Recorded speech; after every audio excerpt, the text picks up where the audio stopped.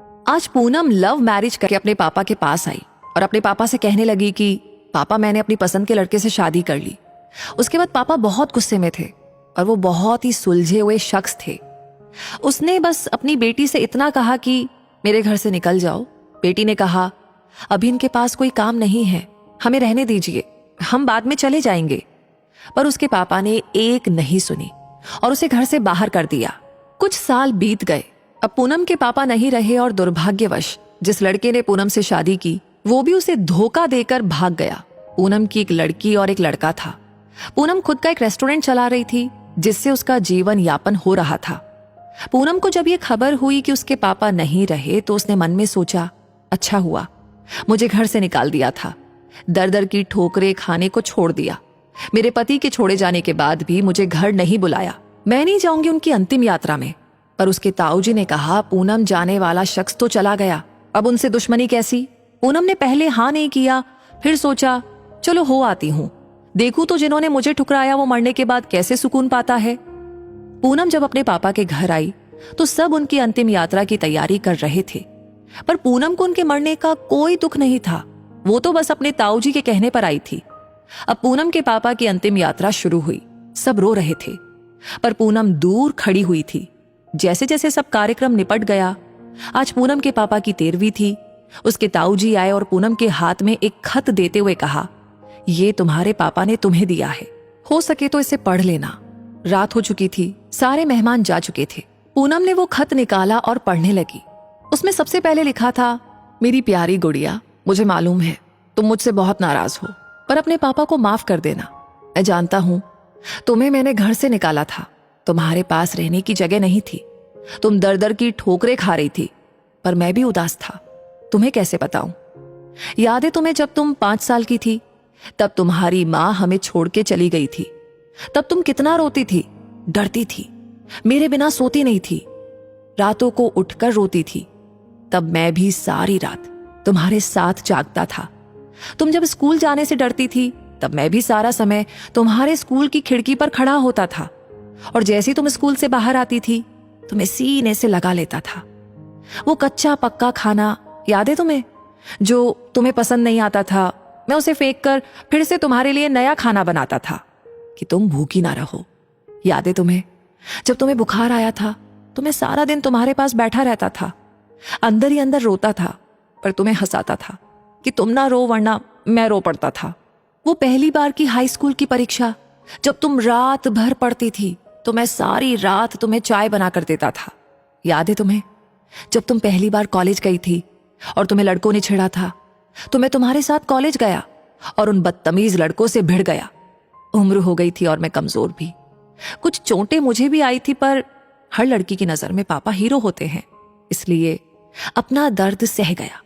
याद है तुम्हें वो तुम्हारी पहली जीन्स, वो छोटे कपड़े, वो गाड़ी, सारी कॉलोनी एक तरफ थी कि ये सब नहीं चलेगा, लड़की छोटे कपड़े नहीं पहनेगी, पर मैं तुम्हारे साथ खड़ा था। किसी को तुम्हारी खुशी में बाधा बनने नहीं दिया।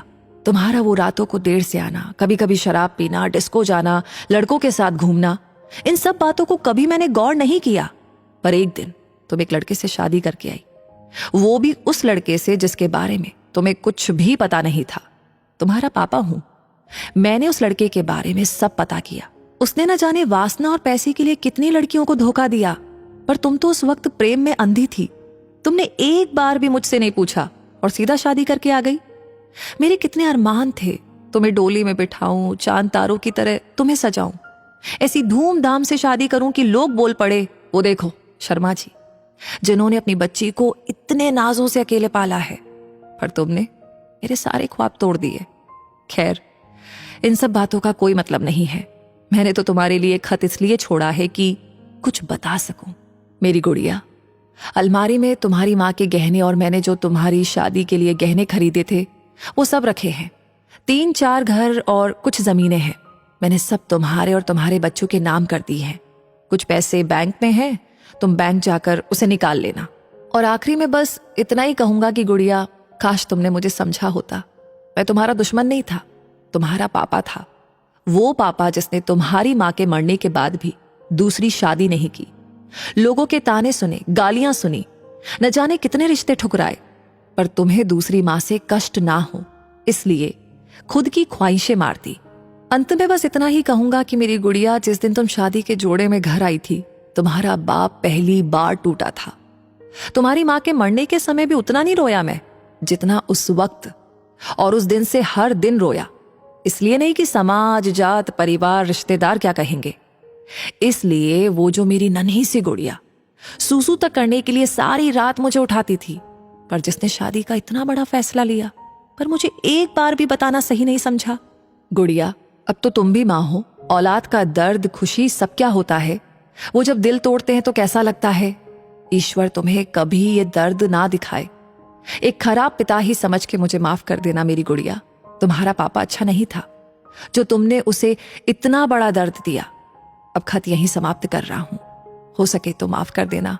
और खत के साथ एक ड्राइंग लगी थी जो खुद कभी पूनम ने बचपन में बनाई थी, और उसमें लिखा था, आई लव यू मेरे पापा, मेरे हीरो, मैं आपकी हर बात मानूंगी।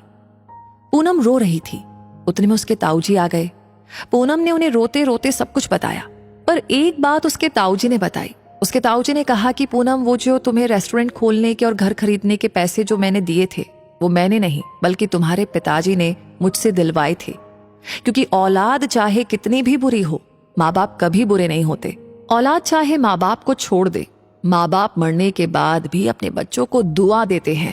तो दोस्तों, इस कहानी को सुनकर के आप क्या महसूस कर रहे हैं, क्या फील कर रहे हैं, प्लीज अपनी बात हमें जरूर बताएं। और अगर ये कहानी अच्छी लगी हो तो इसे जरूर शेयर करें, और हमेशा ऐसी कहानियां आपको समय समय पर मिलती रहे तो उसके लिए हमारे पेज को फॉलो करना बिल्कुल ना भूलें। मिलेंगे बहुत जल्दी ही ऐसी नई नई कहानियों के साथ। तब तक के लिए आपसे कहूंगी धन्यवाद।